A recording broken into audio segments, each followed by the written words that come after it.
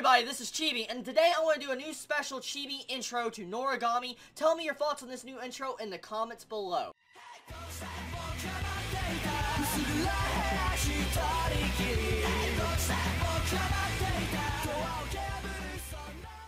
After watching One Piece and Nobunaga, I can clearly say that Noragami has some very beautiful animation. I mean, if you compare it to a lot of anime this season, Noragami has just some downright splendid animation that just eases your eyes and makes you want to lick your computer screen. That is how beautiful a lot of the animation in this series is. And so I really compliment this entire aspect of the series. Now, besides the animation, I will say, this episode has so much enjoyable moments, to comedy, to action, to feels, to freaking character development, to plot reveals. It was just a really amazing episode. Once again, Noragami managed to get me thinking about what kind of fury is possible, what is going down, and what is this series going to conclude up into. So anyways, let's get on to the actual aspects of the character development. For one thing, this episode we get to see Yukine in another light. Pretty much, we're starting to lean towards really hating Yukine, okay? So last episode, I was saying that pretty much I can understand Yukine's entire thoughts and why I feel like what he's doing is right. But after this episode, I can see why a lot of manga readers truly hate his character. He's being very unreasonable to Yato. I mean, I understand, like I said last anime review, that he's a human, he's a child, he has not gone over 18, so he really understands values. But when he sits there, lies, and steals money from actually, I guess, poor children hospitals and stuff that goes to, you know, just hospitals, that is really fucked up. And that is a messed up character. Yukine is such a great character design, and he has a great voice actor, along with just how he acts it out in this series. But the way he's developing into this evil prick, it's pissing me off. It really is. I still understand his viewpoints, but he's went over the limit to when he is starting to steal money. I mean, why do you need money? Think about this, Yukine. Why do you need money when you're already dead?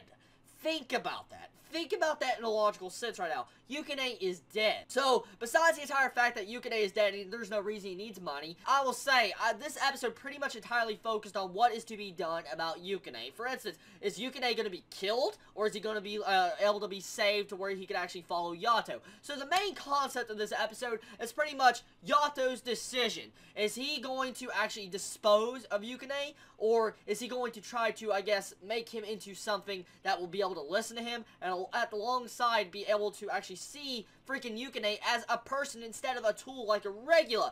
And that really kind of pisses me off. I mean, Hiyori was the only character this episode that truly just stood up and told the facts to Yato, saying, you need to stop treating Yukine like a freaking tool, like a regular, and actually treat him like a human fucking being. I mean, that is literally what Hiyori said to him, and hopefully Yato understands that, which I think he did. I mean, we get some character development with Nora also this episode. Like last episode, I came to the conclusion since Nora, you know, was named Nora and had a relationship to the actual name of this anime series, I thought that was going to focus around her. But we find out that Noras are actually homeless regulars that pretty much go to master and have tons and dozens of different masters, and they will easily betray their masters. So, this pretty much goes well with my theory from last anime review of finding out maybe Yato got controlled by Nora and pretty much was used to kill another regular. Or, pretty much either Yato killed a regular that was a Nora also. So, I see a lot of different aspects of that, but I felt like this episode clearly focused on Yato's decision of either choosing to keep Yukine alive or trying to make him a better person. So I love the aspects of this episode. It was a really good episode, and it had some tons of beautiful comedy moments. Like Kofuku.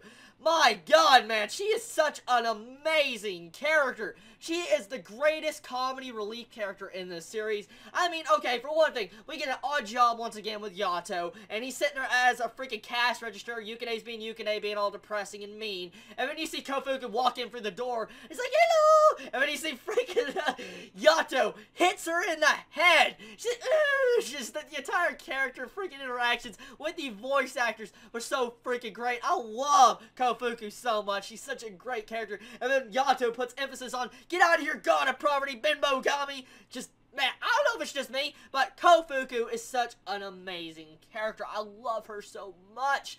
So, really, there was some comedy value in this episode, but I felt like the entire aspect of this episode was more darker than it led on. It's amazing how Noragami can go through such a dark atmosphere like theme to something that's uplifting and comedy feeling like Kofuku moments. So I really say that they know how to change up the atmosphere and mood of the series. For instance, getting to see freaking Hiyori actually blushing, I smell you and all that, like the Yato, was really freaking cute, and I felt like that was just really adorable. I mean, seriously, it looks like Hiyori is starting to fall for Yato just a little bit, and I feel like this series shouldn't really focus on a lot of romance. I feel like it should actually focus on the regulars and the gods, not romance. But I mean, that could possibly happen. It could possibly lead into romance, but hopefully it doesn't.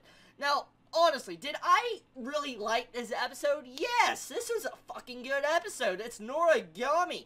I love Noragami so much. It's definitely a series that knows how to use all its branches of genres to the full extent of keeping you entertained. I mean, with the actual amazing animation quality, to the great character development, to the plot twist, to the theories, to making it very unpredictable what's going to happen next episode, I feel like Noragami is such a great series that gets me every week. Now, one thing I need to go into is Kazuma. Okay, now, pretty much say Kazuma most likely has some form of debt or relationship to the past with Yato. And we get to see that he pretty much tells Hiyori that he owes a great debt to Yato. So, exactly what does he owe him for? I mean, what has exactly happened in the past for Kazuma to actually owe Yato, of all people, that we thought was such an evil god?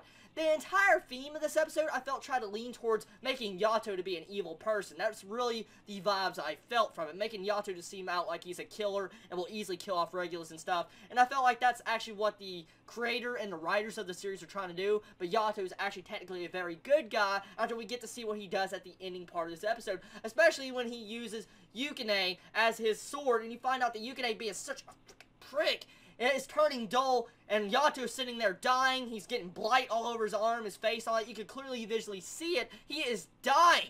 Yato is dying. And Yukine doesn't give a shit about Yato, which is kind of pissing me off, because Yato is such a good god. I really like the way he's been developed as a character. I mean, at first I thought Yato was a prick. I'm going to be honest here. I thought Yato was just a mean, messed up god that was just comedy relief sometimes, but at the same time, he was a serious, evil person behind the scenes, or he was just, you know, I guess, mean to his regulars. But after all this development and trying to actually put it off to make him seem like he's evil, I feel like truly Yato deserves more recognition than he's already gotten, and I feel like he's such a better character than he's let off to be. So I felt like there's so much more development behind the scenes going on with each character that we can really see the actual potential in the series with how this series is going to go. And I'll say, I love this episode. Go give it a watch if you haven't watched it. And tell me your thoughts on this episode also, everybody. And what kind of theories do you have about the series? Y'all, wonderful day or not, wherever you live. Please stay safe. Chibi out.